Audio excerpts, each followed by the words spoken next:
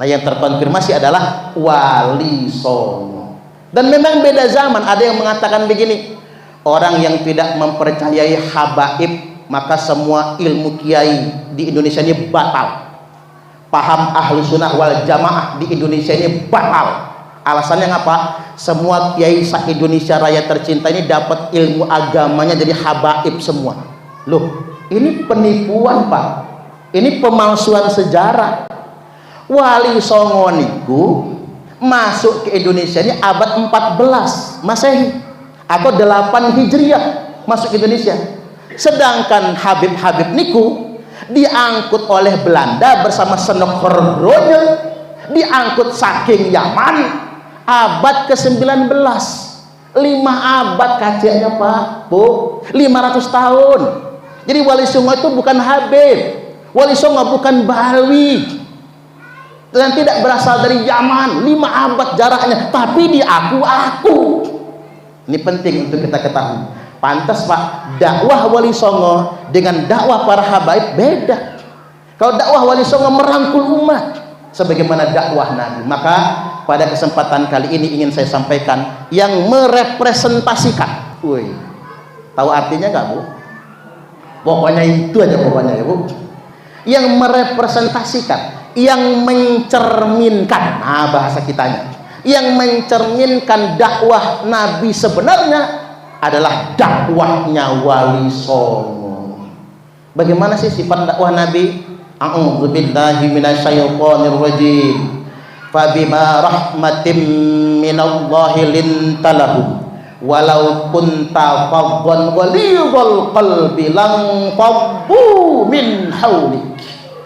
Fabima rahmatin minallah.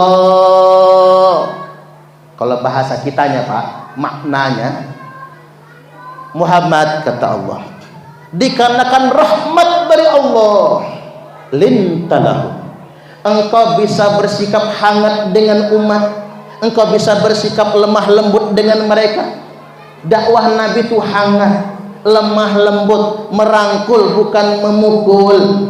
Walau kunta faddan ghalidhal qalbi, seandainya engkau berhati keras, seandainya engkau bersikap kasar dan berhati keras, lang faddu min haulik, niscaya umat akan lari dari sekeliling. Nah, dakwah Nabi itu merangkul. Persis dakwah Wali Songo juga merangkul. Oke, coba kita ingin urut satu persatu. Yang pertama, Sunan Gresik. Sunan Gresik niku namanya Maulana Malik Ibrahim, awal abad 14 Masehi. Sunan Gresik niku yang tersambung juga nasab silsilahnya kepada Rasulullah Shallallahu Alaihi Wasallam, datang ke Indonesia. Apa yang dilakukan di Indonesia? Sunan Gresik mendakwahkan masyarakat tanpa kasta. Indonesia biyen, Pak, berkasta-kasta, ada kelas-kelas. Begitu datang Sunan Gresik dengan dakwahnya tanpa kasta, orang Indonesia tertarik dengan ajaran Islam. Persis dengan dakwah Nabi.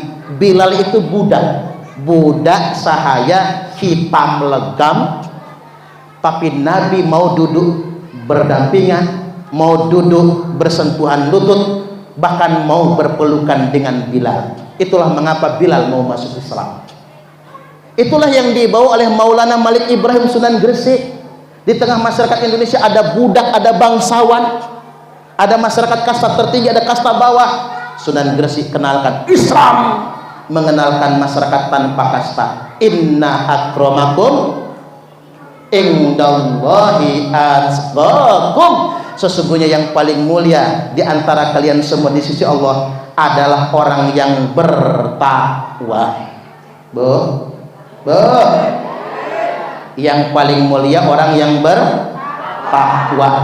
Kalau ukuran sama Allah, Pak, yang paling mulia bukan Pak Parman, walaupun saya penceramah, bukan Yai Masruri, bukan Pak Sugiono, bukan, tapi yang paling mulia di sisi Allah yakni yang paling bertakwa. Mudah-mudahan kita semua bertakwa. Allahumma amin. Tapi ada tolak ukurnya Pak di hadapan manusia. Akmalul mu'minina imanan ahsanuhum khuluqa. Orang mukmin yang paling sempurna imannya adalah yang paling baik akhlaknya. Jadi Bapak Ibu kalau ingin lihat orang mukmin yang baik imannya, bukan karena udeng-udengnya, bukan karena janggutnya. Walaupun janggutnya tekan udel nggak ngaruh, walaupun kerudungnya sampai tanah nggak ngaruh. Wih, kerudungnya sampai tanah, nyapu halaman aja nggak pakai sapu lagi, pakai kerudungnya itulah. Umpama apa dia dikatakan iman? Belum tentu. Apa dia dikatakan takwa? Belum tentu. Ukuran orang bertakwa, lihat akhlaknya, attitude-nya, unggah-ungguhnya, toto kromo, adab sopan santun. Makanya orang Jawa itu Pak punya budaya adab kesopanan yang sungguh luar biasa. Nggak ada yang bisa mengalahkan santri Jawa. Santri Jawa nggak berani melihat muka kiai, nggak berani Pak. Bukan takut, adab itu namanya. Makanya kalau orang masuk pesantren saya, pengen anaknya masukin ke pesantren saya, karena santri saya begini, nggak berani lewat depan kiai. Walaupun saya orang Sumatera, tapi saya pakai adab di Jawa Pak.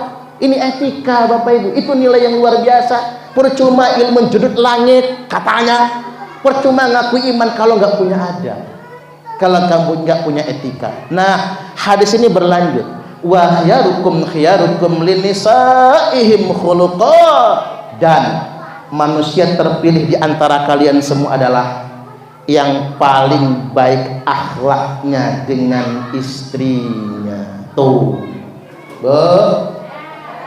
bapak-bapak ini baik gak? Hebat ibu, pintar menutupi aib suaminya. Pak Sugiono baik gak ya? Baik ya Pak? Nah, buktinya 2 periode loh jadi kades, kepala kampung. Di balik suami yang sukses pasti ada istri yang hebat. Gitu begitu. Jadi kalau jenengan pengen tahu siapa orang terbaik Bapak Ibu, lihatlah kelakuannya sama istrinya. Saya ambil umpama begini Pak, kalau saya ramah kali sampean wajar, karena saya penceramah. Penceramah nggak ramah, nggak diundang lagi, gitu begitu? Nggak sini diundang lagi nggak ya kira-kira? Kan begitu. Pak Kades ramah kalian jenengan ya wajar, Pak Kepala Kampung. Pak Sugiono nggak ramah, males milih lagi. Apa meneh caleg Pak? Caleg nggak ramah, udah nggak ramah pelit pula, males milihnya. Caleg itu sudah ramah, jojong bagi duit baru mantap, banyak yang milih. Cuman Bapak Ibu, kalau saya jenengan Pak ramah dengan istri, itu yang luar biasa. Asal jangan sama istri tetangga. Ingat Pak, laki-laki yang rajin mencium istrinya relatif lebih panjang umur jika dibandingkan dengan laki-laki yang mencium istri tetangga. Setuju nggak kira-kira? Ya iyalah, dibacok orang kita, jangan macam-macam. Ini akhlak Bapak Ibu. Makanya kalau ingin lihat orang takwa, orang iman, kriterianya nggak usah muluk-muluk, bukan jubahnya, tapi akhlaknya dengan orang terdekatnya. Balik lagi ke Sunan Gresik, Maulana Malik Ibrahim menghapus sistem kasta. Nah, ujuk-ujuk Bapak Ibu, Wali Songo menghapus sistem kasta, dilalah sampai muncrat saya. Itu yang makan resoles yang pernah kena muncrat saya masuk surga itu. Ngapura nggih, karena namanya semangat ngomongnya, padahal puasa kita mah. Jadi Bapak Ibu, Wali Songo berdakwah menghapuskan sistem kasta, dilalah tiba-tiba ujuk-ujuk muncul yang ngaku Habib, cucu Nabi Pak, merasa kastanya lebih istimewa dari orang lain. Apa kata mereka? Satu Habib gila, ini benar, ini ada buktinya loh Pak. Satu Habib gila lebih mulia daripada kiai yang mengamalkan ilmunya. Satu Habib bodoh lebih mulia daripada 70 ulama. Habib itu walaupun dia buat maksiat, dia tetap masuk surga walaupun nggak sholat, walaupun berbuat zina. Ini agama apa ini?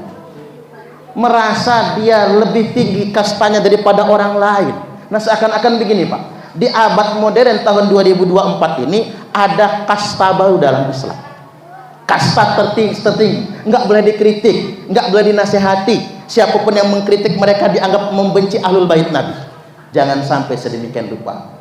Menurut saya ajaran yang kayak gitu bertentangan dengan logika akal sehat, dia bertentangan dengan nalar, bertentangan dengan hati nurani, dan bertentangan dengan syariat Islam. Gini begitu. Maka Nabi sallallahu alaihi wasallam telah bersabda, al-kibru batarul haqqi wa ghamtun nas. Itu kesombongan. Itu kesombongan. Menciptakan kasta itu kesombongan. Kesombongan itu kata Nabi batarul haqq, menolak kebenaran. Mentang-mentang yang ngomong cuman Parman, mentang-mentang yang ngomong cuman Yai Masruri, mentang-mentang yang ngomong cuman Kiai Imat Pak Wong Banten, kebenaran ditolak. Imat ngomongnya nggak pakai Kiai lagi, Imat ngomongnya. Menolak kebenaran wa ghamtun nas, dan menghinakan sesama umat manusia. Maka Nabi bersabda, innallaha qad adhaba ankum ubiyatal jahiliyah wa ta'adumaha bi abaiha. Sesungguhnya hari ini kata Nabi, Allah telah mencabut dari kalian semua kesombongan, ketakaburan, kebanggaan jahiliyah, di mana mereka suka membangga-banggakan nasab, suka membangga-banggakan leluhur, suka membangga-banggakan keturunan. Ya mending Pak kalau benar, ini kan salah, ngaku cucu Nabi padahal bukan. Saya ditanya orang, Ustaz, panjenengan ngomong, ngapa kalau ngaku cucu wajib harus ada bukti? Iya dong, ngaku cucu itu harus ada buktinya, karena itu perkara syariat. Ngaku cucu Nabi, karena cucu Nabi dia dzurriyyat Nabi. Ketika orang ngaku-ngaku, dia wajib menunjukkan buktinya, karena kalau tidak dia hanya ngaku bahaya. Begini keterangannya Bapak Ibu, manidda'a qauman laisa lahu fihim nasabun falyatabawwa maq'adahu minan nar.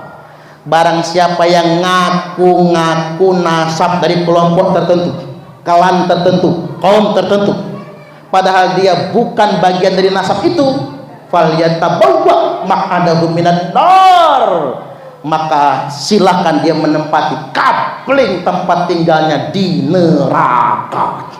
Makanya saya mengatakan wajib, kalau ngaku cucu Nabi wajib membuktikan, karena kalau tidak, falyatabawwa maq'adahu minan nar, silakan ngapling sendiri tempat tinggalnya di dalam neraka. Satu, Sunan Gresik Maulana Malik Ibrahim menegaskan dakwah Islam tanpa kasta. Yang kedua, Sunan Ampel. Sering ziarah Wali Songo nggak sih Bapak Ibu? Sering nggih? Ongkosnya mahal nggak? Mahal. Pak Yai Masruri kayaknya. Yang kedua, Sunan Ampel. Sunan Ampel ini Bapak Ibu terkenal dengan ajarannya Moh Limo. Tahu nggak Moh Limo Pak? Moh Limo itu moh main, judi maksudnya, moh main, moh minum, minuman keras, moh madat, narkoba nggih, moh maling, moh madon, berzina. Moh limo, kan itu penyakit Bapak Ibu yang didakwahi oleh Sunan Ampel masyarakat dengan penyakit sosial ini. 5M penyakitnya. 1, main judi. 2, minum minuman keras. 3, madat, obat-obatan terlarang. Yang keempat, maling. Yang kelima, madon, berzina. Orang kalau sudah 5 ini muncul yang ke-6. Ulang nggih, diulang. 1, main. 2, minum. 3, madat. 4, maling. 5, madon. Ulang lagi.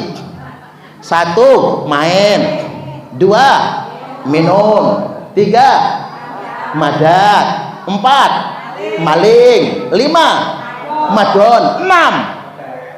6. mampus. Ya kalau sudah cukup 5 ya mampus Pak. Ini dakwah Sunan Ampel itu sedemikian rupa merangkul masyarakat, mengajak masyarakat, membina masyarakat. Dan Sunan Ampel bukan maki-maki orang mabok Pak, merangkul. Dakwah Nabi itu bukan kayak dakwah FPI ngamuk-ngamuk, bukan. Dakwah Nabi itu merangkul. Pernah ingat nggak cerita tahun kemarin? Ada 2 cewek di tempat karaoke dipersekusi jamaah taraweh. Jamaah pulang taraweh tahun kemarin tuh Pak, 1444 Hijriah 2023, diangkut ke laut, diceburkan ke laut. 2 cewek di tempat karaoke itu. Mending kalau cuma diceburkan, diremet-remet. Apanya? Ya nggak usah disebut ya. Nggo sarung, nggo koko batik, nggo peci, pakai jubah, mempersekusi Bapak. Apa alasan jamaah tarawih mempersekusi? Katanya jangan-jangan ikut jobong. Jobongnya sedang di tempat karaoke. Kata dia, oke, benar, perempuan nongkrong tempat karaoke belum tentu orang benar. Gila begini. Tapi kan nggak kayak gitu juga caranya. Betul nggak kira-kira Pak? Dakwah itu nggak kayak gitu. Dakwah Sunan Ampel nggak begitu, nggak ngegebukin, nggak mempersekusi, nggak marah-marah bawa pentungan kayak FPI di Jakarta itu Pak, enggak. Tapi dakwah yang merangkul, nggak nantang-nantang. Saya ambil contoh, titisan Sunan Ampel siapa? Gusmi. Gusmi itu adalah ulama keluarga besar Pondok Pesantren Al-Falah Peloso Kediri. Mungkin di sini ada alumninya Pak di sana. Gusmi berangkat ngaji. Gusmi itu kalau ngaji 2 jam 3 jam nggak bosan. Saya Pak pernah disuruh ceramah 2 jam. Kata saya wani biru, lemes Bapak Ibu. Kok ngapa ya kiai-kiai Jawa itu banyak yang 3 jam Pak. Mbah Yai Fuad Hasib, bapaknya Gus Abbas niku Pak, 3 jam orang nggak ngantuk. Itu ilmu apa ya Pak? Itu kan hebat. Kalau sekarang itu siapa? Mbah Yai Anwar Zahid nggih. Anwar Zahid niku Pak, kalau udah ceramah 2 jam itu kayak baru 5 menit. Saking betahnya yang mendengarkan ceramah itu. Sedemikian Pak. Nah, Gusmi mau berangkat ngaji. Kan ngaji zaman dulu jam 11 malam baru mulai ceramah Pak, zaman dulu mah. Zaman sekarang ditinggal jamaah, jangan macem-macem. Berangkat pas jalan Bapak Ibu, banyak cewek-cewek seksi di pinggir jalan yang pakai celana pendek, lekton, tapi kalau di bypass Bandar Lampung hati-hati Pak. Seksi-seksi ternyata kumisem. Seksi-seksi ternyata cowok. Woi, banci. Makanya ada banci, tanya sama Pak Haji. Kata banci, Pak Haji, kalau laki-laki mati nyebutnya apa? Almarhum. Kalau perempuan mati, almarhumah. Nah kalau banci mati, aluminium. Saya bukan panci, Pak Haji, banci. Kata dia. Ya salah lu juga, kata Pak Haji, mak jelas. Identitasnya mak jelas. Jadi begitu lewat ada cewek seksi. Sekaligus Mbak naik. Wah senengnya Pak, dapat pelanggan. Udah nunggu-nunggu dari tadi, udah kedinginan. Pelanggannya nggak dapet. Kata si cewek si Jobong, Bang, saya mau diajak kemana? Ikut aja. Kirain mau diajak booking hotel. Ternyata begitu markir pengajian akbar, ribuan jemaah nungguin Gusmi. Wih, gemeter si Jobong. Kata Gusmi, Mbak, tunggu aja di mobil. Nanti saya tak ngomong sama panitia. Turun Gusmi, pinjem pakaian lengkap sama kerudung. Buat apa Pak Yai? Itu Bu Nyainya ikut. Si Jobong disebut Bu Nyai loh Pak. Bu Nyainya melok. Akhirnya dikasih baju yang paling bagus, kerudung. Begitu si cewek turun dari mobil, berebut mak-mak cium tangan. Bu Nyai duduk paling depan, kemudian dihidangkan makan paling enak, bekas minumnya diminta ngalah berkah. Nggak tahu Jobong soalnya Pak. Si Jobong gemeter Pak, sepanjang ngaji 3 jam loh, gemeter. Makan suruh makan duluan, namanya Bu Nyai. Begitu selesai ngaji, bawa ke mobil lagi, pamit pulang. Kata Gusmi, alamat ngekosnya di mana Mbak? Mau tak antar pulang? Langsung amplopnya dibagi dua. Malam ini sampean gak dapat pelanggan gara-gara saya. Ini amplop ngaji, amplopnya Gus nih Pak, bisarahnya beda. Separuh dikasihkan Bapak Ibu. Si cewek nggak tidur malam itu, langsung tahajud, sholat, nangis sejadi-jadinya, tobat, langsung kemas-kemas. Pagi-pagi temennya kaget, lu kamu mau kemana? Pulang kemana? Lampung Tengah. Lampung Tengah pun di Bekri, tempatnya di mana? Kesuman Jaya. Lu ngapa pulang? Ada musibah? Enggak, berhenti dagang surabi. Lu bukan kalah? Enggak, saya pokoknya bismillah, berhenti Bang. Itulah dakwah Gusmi, dakwah yang sebenarnya, dakwah Wali Songo. Itulah dakwahnya Nabi, itu dakwah yang sesungguhnya. Tapi ternyata wanita ini Bapak Ibu dinikahi oleh seorang kiai pada suatu hari, dan putra putri beliau ini, tapi rahasia nggak boleh disebut namanya. Putra putri beliau ini yang tobat ini Pak, sekarang jadi kiai semua anak cucunya. Subhanallah. Itulah dakwah. Jadi dakwah itu sedemikian rupa Bapak Ibu. Ini dakwah Sunan Ampel. Baik, kita lanjutkan yang berikutnya. Putrane Sunan Ampel, Sunan Bonang. Dakwahnya Sunan Bonang niku Bapak Ibu sama ngikut dakwah seperti dakwah bapaknya. Sunan Bonang, Sunan Derajat, itu dua-duanya putra Sunan Ampel Pak. Dakwah sedemikian rupa. Dakwahnya dakwah sosial. Makanya ada syairnya Sunan Derajat itu apa bunyinya begini. Menehona teken marang wong kang wuto. Ini bahasa Arab, bahasa Jawanya pas ya Pak. Menehona teken marang wong kang wuto. Menehono pangan marang wong kang luweh. Menehono busana marang wong kang wudo. Ini keren ini Pak. Berikan tongkat kepada orang yang buta, berikan makan kepada orang yang lapar, berikan pakaian kepada orang yang telanjang. Tuh dakwah Nabi. Itulah dakwah Wali Songo. Ngasih ke umat bukan malak. Ke umat itu ngasih bukan malak Bapak Ibu. Ini mah ngedawir Pak. Nih saya cucung Nabi, setor sekian, ngedawir. Makanya yang ngaku-ngaku cucung Nabi itu saya nggak percaya mereka cucung Nabi. Bukannya ngasih malah minta. Kalau cucung Nabi ya Wali Songo, bukannya minta mereka ngasih. Itu dakwah yang sebenarnya. Sekaligus juga saya ingin sampaikan malam ini Bapak Ibu, yuk kita meneladani dakwah Wali Songo. Tangan di atas lebih baik daripada tangan di bawah. Itu dakwah Wali Songo. Memberi lebih baik daripada meminta. Seperti zaman dulu lah. Kalau kata Abdullah bin Mas'ud radhiyallahu an, nek zaman biyen, zaman sahabat Nabi, zaman tabi'in, zaman di mana qalilin su'aluhu wa katsirin mu'tuh. Zaman di mana sedikit orang minta, terlalu banyak orang ngasih. Itu zaman dulu. Nah, zaman sekarang yang ngasih dikit, yang minta kebanyakan. Apalagi di Indonesia belakangan ini Pak, banyak orang kaya nggak tahu diri, orang miskin nggak mawas diri. Buktinya apa?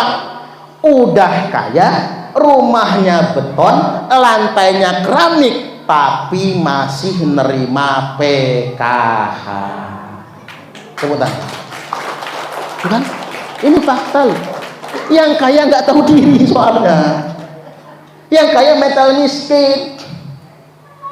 Kadang-kadang Bapak Ibu, yang penting itu Pak Kepala Kampung, Pak RT pening betul. Mana gaji RT itu gak seberapa. Berapa sih gaji RT itu sebenarnya Pak? Gak seberapa kan? Tapi wayah bagi bansos, yang jadi bantalan RT. Apa kata emak-emak ini? Payah RT, nepotisme, sekilit. Saudari dia kebagian, kita mah enggak, panas Pak RT. Tapi karena Pak RT ini orang bijak, sudahlah sabar istighfar saja. Pak RT-nya bijak, nah bini Pak RT yang nangis. Kata bini Pak RT, udah Pak berhenti aja jadi RT. Mana gaji nggak seberapa, nunggak pula Pak. Udah berhenti aja. Apa kata suaminya? Udah Mak, nggak usah dipusingin, itu omongan orang banyak. Begini aja, kalau cair bansos lagi tak lapor sama Pak Kepala Kampung, saudara kita coret semua. Oke, bagi bansos lapor Pak Kepala Kampung, saudara saya itu namanya sipulan, coret, ganti orang lain. Begitu bagi bansos orang lain kebagian semua, saudara enggak. Apa kata saudara? Enggak ada guna punya saudara jadi RT. Orang lain kebagian, kita mah enggak ditegur, jangan macam-macam. Serba bingung sekarang Pak, karena orang mentalnya miskin semua. Cobalah Bapak Ibu kita mental kaya, begitu Pak Kepala Kampung bagi bansos, bagi BLT, bagi bantuan dalam bentuk apapun, katakan begini, maaf Pak Kepala Kampung, ngapura Pak Sugiono, kami tidak terima bantuan. Kaget Pak Sugiono, ini ada apa ini? Kirain demo. Maaf Pak, kami nggak menerima bantuan karena kami warga Kampung Kusuma Jaya sudah sugih semua. Amin. Ngimpi jangan-jangan ya. Sudah sugih semua, kasihkan saja sama yang nggak mampu. Kan enak, uang anggaran dana desa bisa digunakan buat pembangunan Pak. Jalan ke sini tadi lobang semua itu ya. Gitu begini. Karena kenyataannya begini, kita kasih BLT, kita kasih bansos, emak-emak bukan beli beras Pak, beli HP.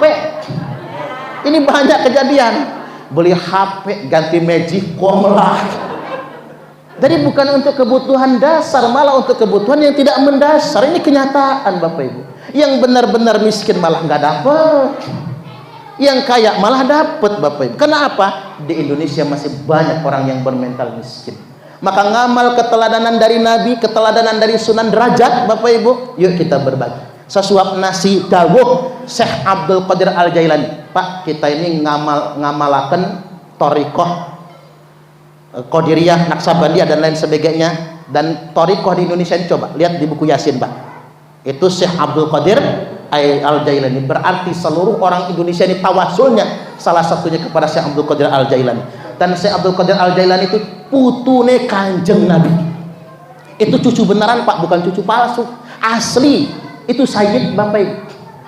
Nah itu yang kita harus akui yang sebenarnya, putune Syekh Abdul Qadir Al-Jailani. Apa dawuh beliau? Sesuap nasi yang engkau masukkan ke dalam perut orang yang lapar, itu lebih baik daripada membangun 1000 masjid jami. Keren Bapak Ibu. Makanya saya sering ingatkan ceramah di mana-mana Pak, berhentilah dulu orang Islam tuh bongkar pasang masjid, masih banyak tetangga masjid yang nggak kebeli beras, gitu bang, yang nggak kebayar sekolah, kan mahal sekarang sekolah itu, nggak bayar SPP, nggak bisa ikut ujian loh Pak, bisa ikut ujian tapi nggak bisa ngambil ijazah, sudah banyak zaman sekarang, gitu bang. Terutama coba lihat anak-anak di pondok Bapak Ibu, ada yang maling duit temennya, ketangkep. Saya tanya, ngapa Le kamu maling? Udah 3 bulan nggak dapat kiriman, kan mesak nih Bu. Makanya Pak Bu, kalau ada anaknya ponaan, anak, apalagi anak tonggo ya, yang mondok, yang mesantren, jangan lupa sisihkan rezeki kita buat dia. Apalagi dia nggak mampu loh Pak. Ada santri putri nggih Bu, maling softtek temennya. Woi gemeter Pak. Saya sampai nangis ya Bu. Dok, kata saya, kamu nggak usah nangis. Kamu maling softtek karena kamu nggak kebeli softtek. Ternyata anak yatim loh Bang. Dia nangis ya kita melok nangis. Saking teririsnya hati saya, saking ibahnya kita, softtek pun nggak kebeli. Masjid megah semua Bapak Ibu, agama belum tentu terjaga. Ngira menggih. Tapi kalau anak-anak kita mesantren semua, agama akan terjaga. Mengapa? Wa innal ulama'a warasatul anbiya, karena sesungguhnya ulama adalah pewaris para nabi. Makanya kalau ada anaknya yang mesantren, jangan lalaikan ya Pak. Ini bapak-bapak kadang ngudut lancar ngirim anak pondok, telat terus. Anak tonggone ya Bu, atau ponaan G, kasih duit, ikhlas Bapak Ibu. 900.000 kali lipat pahalanya, nyantun buat orang-orang yang sedang mondok itu Pak. Sampai sedemikian dulu. Pak, yuk kita tangan di atas lebih baik daripada tangan di bawah. Kemudian yang berikutnya, ada perkataan yang nampar saya Pak, karena saya ini ngurusin umroh. Orang kaya bolak-balik umroh dengan alasan rindu rumah Allah. Padahal Allah lebih rindu dengan orang kaya yang berbagi dengan fakir miskin. Cocok atau cocok? Tuh yang sugih-sugih ya Pak, kalau sudah umrah sekali 2 kali udah lapang, nggak usah lagi. Biaya umrah tuh mahal 35 juta, mending bagiin sama fakir miskin. Cocok atau cocok? Nah, ini ajaran Islam itu. Oke, lanjut. Udah mau 1 jam aja ya. Yang berikutnya saya kembali ke Sunan Bonang. Sunan Bonang masih putranya Sunan Ampel juga. Itu dakwahnya Bapak Ibu menggunakan agama untuk mencerdaskan umat. Banyak sekarang ini pakai bahasa agama, membisniskan agama untuk keuntungan pribadi, Pak. Ngaku cucu Nabi tapi ngedawir tadi itu, Pak. Ngedawir umat disuruh nyetor. Kalau bukan kakek aneh, ente tidak akan jadi Islam. Ngomong begitu. Kalau bukan kakek aneh, ente nggak akan jadi Islam. Nah, itu bukan dakwah Islam, bukan dakwah Wali Songo. Agama bukan untuk memeras orang, tapi agama ini digunakan untuk mencerdaskan umat. Makanya saya ngapurong ya Pak, di zaman modern banyak orang yang ngerti agama tapi membisniskan agama. Nggak ada mungkin. Saya ini nggak ngomong ke sana Pak, termasuk sama saya. Saya sedang menasihati diri saya sendiri agar tidak menggunakan agama sebagai alat kepentingan, termasuk untuk kekuasaan dan lain sebagainya. Lanjut. Sunannya belum habis soalnya. Yang berikutnya Sunan Muria. Sunan Muria itu dakwahnya apa? Dakwah kultural. Beliaulah yang mempelopori kebiasaan sajenan untuk orang mati diganti Yasin tahlil. Keren. Keren Pak. Itu Sunan Muria. Ini cara ini Wahabi bid'ah. Kalau Wahabi kan main bid'ah saja. Yang saya paling bikin ketawa itu Bapak Ibu, Wahabi itu mengatakan kultum tarawih nggak ada, bid'ah. Ya apa urusannya sama kultum? Ada Wahabi juga ngomong Bapak Ibu, kalau azan subuh masih makan telan-telan aja makanan, selesaikan. Ini kan bahaya Pak. Ajaran kayak gini kan bahaya. Dikit-dikit ngomong bid'ah, ajaran tidak bersanad Bapak Ibu. Ini hati-hati. Ciri khas Wahabi itu nggak mau berguru, gurunya langsung Quran hadis. Jadi nggak ada gurunya, nggak menghargai ulama dan lain sebagainya. Jadi balik lagi, Sunan Muria itu itulah yang merubah tradisi sajenan untuk orang mati diganti kenduri. Makanya di Kesumajaya nih, di Kesumajaya ini masih ada kenduri. Besekan masih ada. Wajib dilestarikan itu. Karena nolong Pak, saya pernah Pak, ini pengalaman terjadi betul Bapak Ibu. Masih melarat dulu loh Pak, belum punya pondok, masih melarat ya, masih ngontrak. Pagi nggak sarapan, siang keroncongan, sore kelaparan, malam ngarep betul ada undangan kedurenan. Tapi yang mati di kampung juga belum ada Bapak Ibu. Kangen betul sama menolong orang mati Pak. Itu pengalaman saya. Sampai besok pagi masih kelaparan Bapak Ibu, keroncongan. Disitulah kita merasa manfaatnya kedurian. Cuman kalau ada yang membid'ahkan, tak kasih tahu nggih Pak Bu, doa dan sedekah, ad-du'a wa shadaqatu hadiah. Doa dan sedekah itu hadiah terbaik ilal mauta, untuk orang mati.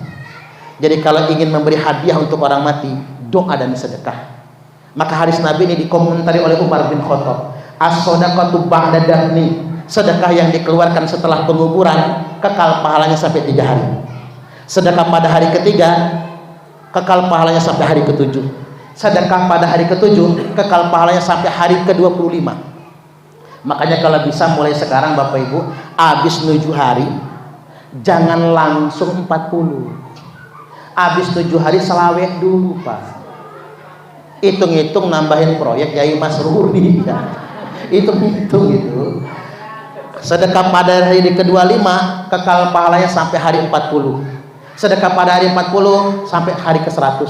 Sedekah pada hari ke-100 sampai 1 tahun haul pertama. Sedekah pada 1 tahun akan kekal pahalanya sampai 1000 hari. Ini dinukil oleh Al-Imam Jalaluddin Asyuti dalam kitab Al-Hawilil Fatawi juz yang kedua halaman 198. Nah, ini yang dibawa oleh Sunan Muria ke Indonesia Pak. jelas hadisnya, jelas dalilnya. Sedekahan. Emang hadisnya sahih? Oke. Inna ummi matat. Ada seorang laki-laki berkata kepada Nabi, ibuku mati, walam tus, dia tidak berwasiat apa-apa. Wa agunnuha law takallamat tasaddaqat. Aku punya pikiran angan-angan ya Rasul, seandainya ibuku masih bisa ngomong, dia ingin sekali sedekah. Apa yang fa'uha in tasaddaqtu anha? Apa ibuku dapat manfaat bila aku anaknya? Inisiatif dewek sedekah atas nama dia. Jawab Nabi, na'am tasaddaq anha. Ya, sedekahlah atas nama ibu. Ayo sedekati afdal, apa sedekah yang utama? Sakyul ma, enggak ketang, bagikan air minum. Sahih Al-Bukhari nomor hadis 1388, Sahih Muslim 1004, Sahih muttafaqun alaih. Kelas 1 ini, Pak. Jadi silahkan Bapak Ibu, cuman jangan maksa. Yang enggak boleh itu kata Imam Syafi'i, gara-gara tahlilan rumah kegade. Itu namanya besar pasak daripada tiang. Saudagar Bogor biar tekor asal kesohor. Kalau kata wong Palembang kue putu buatan cek gaya, awak buntu banyak gaya. Nah itu yang jangan. Kalau nggak mampu nggak apa-apa Bapak Ibu, tapi kalau mampu nggak masalah. Saya ceramah nang Padang Cermin, begitu ceramah Bapak Ibu, bubar jamaah, saya masih di tempat, jamaah sekitar 10 orang balik lagi Pak, jamaah tahlilan mulangin besek. Loh kok dipulangin? Ngapura, ini punyanya Pak Yai ketuker. Kata tuan rumah, enggak, punya Pak Yai sudah dalam mobil. Enggak, kok ayamnya 1 ekor. Ternyata Pak, isi beseknya 1 ekor. Kita mau potong 12, potong 16 Pak, dia 1 ekor. Apa kata tuan rumah? Emang 1 besek 1 ekor. Mapas pikir saya. Yang tadi masuk mobil saya 10 besek Pak, 10 ekor besek buat tahlilan bisa itu. Potong 16 Pak. Subhanallah, segitu banyak 300 orang yang takziah, 300 besek Pak.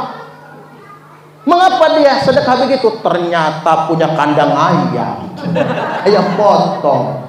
Pak tanya-tanya kabarnya Bapak Ibu, sekarang tambah sugih. Siapa bilang gara-gara tahlilan jatuh bangkrut? Itu mau omong kosong, orang ngarang cerita itu Pak. Itu sedekah loh, apalagi atas orang tua yang sudah wafat meninggal dunia, nggak ada kamusnya. Mungkin ada yang kayaknya begitu, maling gara-gara modal tahlilan. Masuk berita kan Pak? Ya jangan salahkan tahlilannya dong, salahin malingnya. Lagi apa nggih? Saya contoh, maling buat istrinya melahirkan. Emang istrinya yang ngandung yang salah? Kan malingnya yang salah. Ada orang maling buat modal nikah Pak. Emang nikahnya yang salah? Kan nggak salah. Nikahnya kan syariah, malingnya yang salah. Cocok apa cocok? Sunan Muria. Lanjut disingkat lagi. Sunan Kalijogo. Tapi jangan salah, bukan Kalijodo. Ini Kalijodo lagi Pak. Sunan Kalijogo yang terkenal dengan dakwah wayangnya, dengan lakon semarnya. Lakon semar itulah Bapak Ibu, semua dakwah Sunan Kalijogo diterima oleh masyarakat Jawa. Ternyata Pak, Sunan Kalijogo yang membuat Islam masif diterima sebumi Nusantara. Jadi bukan dakwah yang maki-maki ternyata, tapi dakwah yang begini. Dan kita kenal betul dengan pengajaran Sunan Kalijogo. Hening cipto nutup babahan hawa songo. Hening cipto nutup babahan hawa songo itu apa? Puasa. Nutup 9 lubang. 9 lubang itu apa saja? Lubang meripat 2, lubang irung 2, lubang kuping 2, 6. Yang nomor 7 cangkem. Yang nomor 8 dan 9 lubang bawah. Saya tahu namanya, tahu betul tempatnya, tapi nggak enak nyebut namanya itu. Kalau bapak-bapak nggak tahu, WA aja nanti Pak. Nanti saya japrik namanya apa sih? Lubang bawah. Mengapa itu 9 lubang mengeluarkan kotoran? Dari lubang mata keluar apa namanya? Belek. Yang dari hidung namanya upil, umbel. Yang dari kuping congek, bincule. Yang dari mulut cigong, iler. Makanya seandainya iler manusia berharga, Pak, kiai-kiai di pesantren pasti sugih semua, cukup nampung iler santrinya. Coba sih Bu, kalau anaknya mondok itu masuk kamarnya, lihat dulu kasur sama ilernya itu, sama bantalnya itu udah nggak keruan bentuknya. Saya langsung mikir, seandainya iler bisa dijual, saya yakin pesantren megah semua, Pak. Sayang yang laku iler walet, Pak, bukan iler manusia. Subhanallah. Lubang bawah air kencing, apalagi lubang belakang pisang goreng. Itu kalau sehat, kalau sakit bubur kacang hijau. Tuh pengajaran Sunan Kalijogo, Pak, betul-betul lewat nasihat Semar dan lain sebagainya. Baik, yang berikutnya Sunan Giri. Sunan Giri niki Bapak Ibu lewat jalur pendidikan, melestarikan tempat-tempat pendidikan yang kita kenal sekarang pesantren. Makanya Indonesia ini Bapak Ibu, dengan jasa pendidikan Sunan Giri, Indonesia menjadi pesantren terbanyak sedunia internasional. Tepuk tangan dulu. Tak kasih kabar kalian jenengan, masjid terbanyak di Indonesia Jawa Barat nomor 1, nomor 2 Jawa Tengah, nomor 3 Jawa Timur, nomor 4 Sulawesi Selatan, nomor 5 Lampung. Pesantren terbanyak nomor 1 Jawa Barat, karena banyak kobong, Pak. Kalau di Jawa Timur tuh mengapa nggak terbanyak? Lirboyo satu kawasan, padahal banyak itu, Pak. Jawa Barat nomor 1, nomor 2 Jawa Timur, nomor 3 Jawa Tengah, nomor 4 Banten, nomor 5 Nanggur Aceh Darussalam, nomor 6 Lampung. Itu keren Lampung itu. NU terkuat di Indonesia Jawa Timur.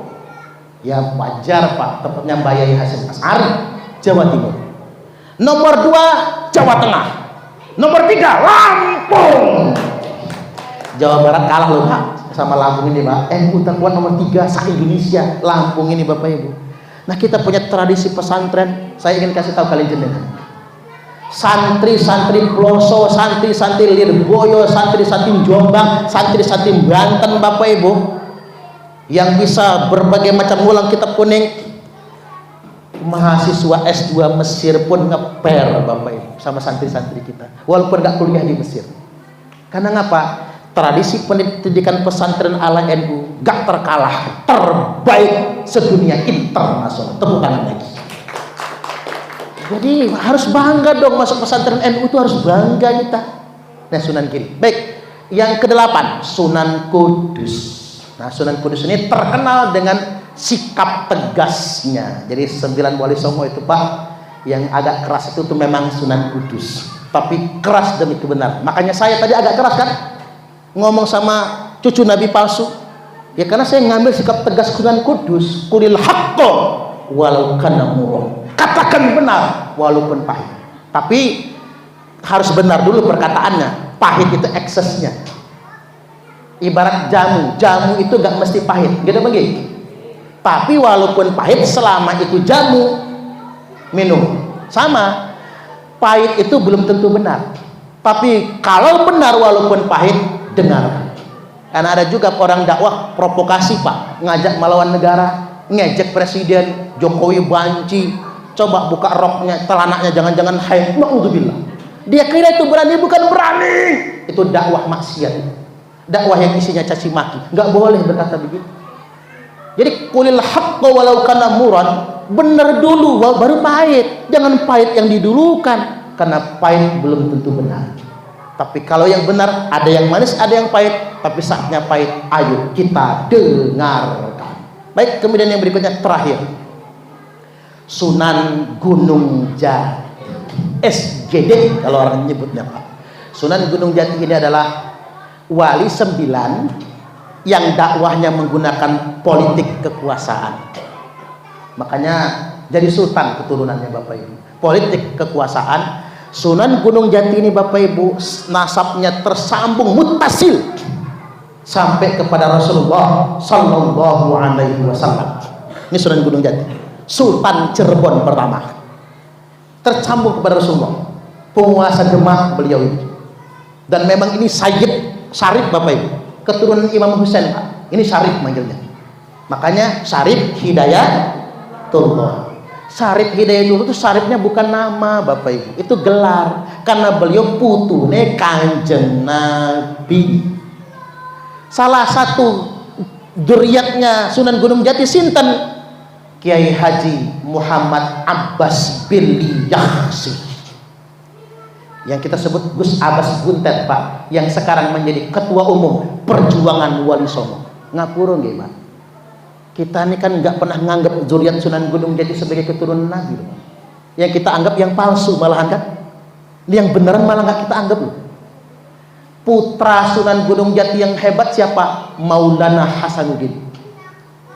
Beliau bawa ke Banten, perang Banten, merebut Banten dari kerajaan Sunda, maka menang Sunan Gunung Jati Syarif Hidayatullah, dijadikanlah Raja Banten Maulana Hasanuddin, yang diteruskan oleh anaknya Maulana Yusuf. Nah, salah satu keturunannya tuh, bukan salah satu, keturunan Maulana Hasanuddin yang sekarang di Banten disebut Tubagus. Makanya di Banten nyebut Tubagus jangan sembarangan. Bukan keturunan kok nyebut Tubagus, itu bahaya itu. Menasab-nasabkan dirinya bukan kepada nasab sesungguhnya. Hati-hati. Salah satu keturunan Maulana Hasanuddin Sunan Gunung Jati di Banten yang jadi ulama besar, Syekh Nawawi Al-Jawi Al-Bantani, Syekh Abdul Karim yang perang lawan Belanda gara-gara Habib Usman bin Yahya. Saya ingin sampaikan pada kesempatan kali ini, Habib Yaman dibawa oleh Belanda abad ke-19 untuk apa? Untuk menundukkan Indonesia. Makanya Mufti Batavia, Mufti Belanda Habib Usman bin Yahya berkata, melawan pemerintah Belanda itu bugot, makar. Maka ratusan ribuan ulama dan santri di Jawa dibantai oleh Belanda. Gara-gara siapa? Gara-gara fatwa Habib Usman bin Yahya. Kalau keturunan Nabi betul nggak begitu Bapak Ibu. Nah, di antara keturunan beliau sekarang Pak Kiai Haji Imad bin Uthman Al-Bantan, yang sekarang membongkar semua kepalsuan tersebut. Dan terakhir, Sunan Gunung Jati menikahi putri sinar alam. Siapa itu putri sinar alam? Putri kerajaan Lampung. Karena beliau perempuan sahih batin, kalau laki-laki pepadun. Kalau pepadun disebut raja, kalau perempuan disebut ratu. Pernikahan Syarif Hidayatullah Sunan Gunung Jati dengan putri sinar alam Keratuan Pugung membuahkan keturunan. Keturunan siapa? Syarif Muhammad Aji Saka. Cuma orang zaman dulu Pak nggak mau pakai istilah Arab, maka disebut Raden Muhammad Aji Saka. Raden Muhammad Aji Saka itu adalah putranya Sunan Gunung Jati dengan putri sinar alam Keratuan Pugung. Nah, Raden Aji Saka ini punya cicit. Nama cicitnya Raden Intan Kesumaratu I. Kita nyebutnya Raden Intan I. Raden Intan I punya anak satu, Raden Imba Kesumaratu II dan Raden Bangsa Kesumaratu. Kok Raden Imba Kesumaratu II? Karena buyutnya yang Raden Imba Kesumaratu I. Jadi putranya Raden Intan I itu namanya Raden Imba Kesumaratu II, adiknya Raden Bangsa Kesumaratu. Nah, Raden Intan Kesumaratu II punya anak namanya Raden Intan Kesumaratu II. Karena Raden Intan Kesumaratu I-nya itu kakeknya, yang kita kenal sekarang sebagai Raden Inten II, yang dinobatkan sebagai nama Bandara Raden Inten II, Natar Lampung Pak, pahlawan nasional asal Lampung. Raden Intan II perang melawan Belanda, Habib dari Yaman dibawa ke Lampung untuk menundukkan Raden Intan. Kami cucung Nabi, nurut aja sama Belanda. Apa kata Raden Intan II? Kalau kalian cucu Nabi, iris dulu tangan kalian. Saya ingin lihat darah kalian merah atau putih. Selama darah kalian masih merah, jangan pernah ngaku-ngaku cucu Nabi, apalagi untuk menjadi antek Belanda. Cucu Nabi tidak akan pernah tunduk kepada penjajah. Tuh Raden Inten II. Beliau wafat masih bujang Bapak Ibu. Maka Raden Inten II nggak punya keturunan.